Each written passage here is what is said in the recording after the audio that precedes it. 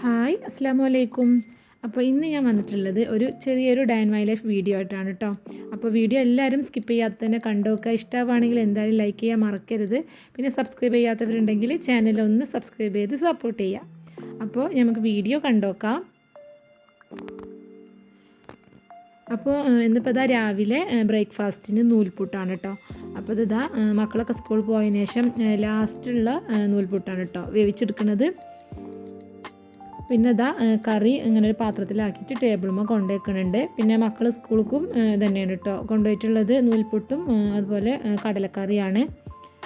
അതൊക്കെ കഴിഞ്ഞ് പിന്നെ ഇതാ ഞാൻ ഇതുപോലെ വീട് മൊത്തത്തിലൊന്ന് ക്ലീനാക്കി. ആദ്യം തന്നെ ബെഡ്റൂമാണ് കേട്ടോ ക്ലീനാക്കിയത്. പിന്നെ ഈ ഒരു കുഷ്യന് ഞാൻ ആമസോണിൽ നിന്ന് മേടിച്ചതാണ് കേട്ടോ. നല്ല ഭംഗിയുണ്ട് കാണാൻ, ഇങ്ങനെ ഒരു ഡ്രീം എന്നൊക്കെ എഴുതിയിട്ട്. പിന്നെ ഇതാ ലിവിങ് റൂമും ഡൈനിങ് ഏരിയയും ഒക്കെ മൊത്തത്തിൽ ക്ലീൻ ചെയ്തു.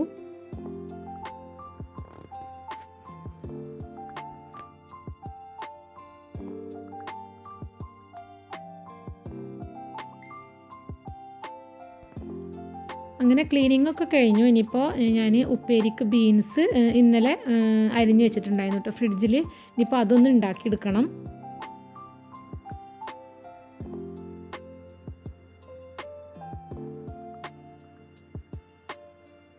ഇതുപോലെ ആക്കി വെച്ചിട്ടുണ്ടെങ്കിൽ നമുക്ക് പെട്ടെന്ന് തന്നെ എടുത്ത് കുക്ക് ചെയ്യാൻ നല്ല എളുപ്പമാണല്ലോ.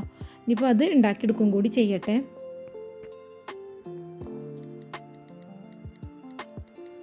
ഇപ്പോൾ ഉപ്പേരിക്കുള്ള തേങ്ങയും കൂടി ഒന്ന് ചതച്ചെടുക്കാണ്ട് കേട്ടോ.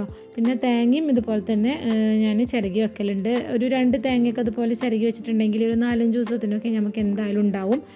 ഉപ്പേരിക്കാണെങ്കിലും കറിക്കാണെങ്കിലും അതുപോലെ ബ്രേക്ക്ഫാസ്റ്റിനാണെങ്കിലും ഒക്കെ പെട്ടെന്ന് തന്നെ നമുക്ക് എടുക്കാൻ പറ്റുമല്ലോ. ഇപ്പോൾ അതിലേക്ക് പച്ചമുളകും ചെറിയുള്ളിയും ഒക്കെ ഇട്ടിട്ടൊന്ന് ഒതുക്കിയെടുക്കുകയാണ്.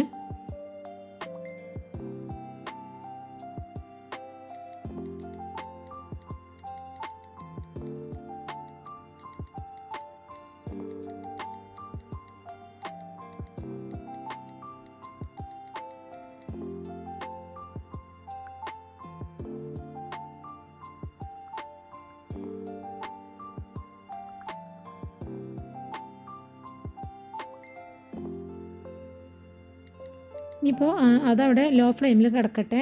അതിൻ്റെ അപ്പുറത്ത് തന്നെ ഞാൻ ചോറിനുള്ള വെള്ളം കൂടി ഒന്ന് വെക്കുന്നുണ്ട് കേട്ടോ. ഒന്ന് നേരം വൈകിയ കാരണം തിളപ്പിച്ചിട്ടാണ് വെള്ളം ഒഴിച്ചു കൊടുക്കുന്നത്. അല്ലെങ്കിൽ ചോറും വെള്ളവും അരിയും കൂടി അങ്ങനെ വെക്കലാണ്. ഇനിയിപ്പോൾ ഉപ്പേരി അവിടെ ചെറിയ തീയിലാക്കിയിട്ടിങ്ങനെ. ഇനിയിപ്പോൾ ഇതാ ബത്തളാണ് കേട്ടോ മീൻ കിട്ടിയിരിക്കുന്നത്. ഇനിയിപ്പോൾ അതൊന്ന് പെട്ടെന്ന് തന്നെ നന്നാക്കിയെടുക്കും കൂടി ചെയ്യട്ടെ.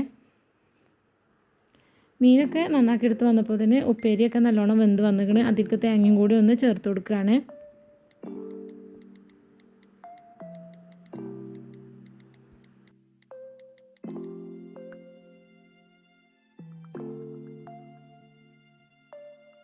അങ്ങനെ ഉപ്പേരി അവിടെ സെറ്റായി. ഇനിയിപ്പോൾ ഇതാ മീനൊന്ന് മസാല തേക്കും കൂടി ചെയ്യാണ്.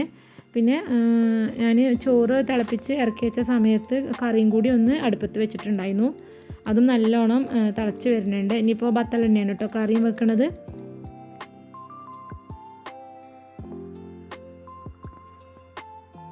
പിന്നെ കറിയൊക്കെ സെറ്റായി. ഇതാ മീനും കൂടിയും ഫ്രൈ ചെയ്ത് എടുത്തുകണ്. ബത്തൽ പൊരിക്കുമ്പോൾ അതുപോലെ കുറച്ചധികം കരിവേപ്പിൻ്റെ ഇട്ട് കൊടുത്താൽ നല്ല ടേസ്റ്റാണ് കേട്ടോ.